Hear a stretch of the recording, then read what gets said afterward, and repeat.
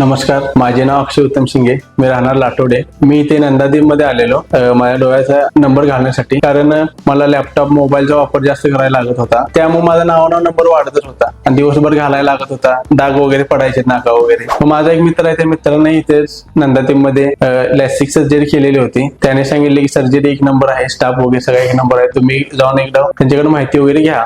मग मी आलो, first checking वगैरे केले चष्म्याचं. त्यानंतर आम्ही प्रसन्न सरांनी भेटलो. प्रसन्न सरांनी मला पूर्ण चेकअप वगैरे करून त्यानंतर मला पूर्ण माहिती दिली त्याची. मग तशी माहिती वगैरे घेऊन त्यानंतर आम्ही मग त्यांनी सांगलीला आम्हाला प्रिफर केले. सांगलीला गेलो, तेथील स्टाफ एक नंबर होता. परत तिथे रीचेकिंग वगैरे झालं डोळ्याचं. त्यानंतर आम्हाला ऑपरेशन थिएटर मध्ये ओटी मध्ये नेलं वगैरे.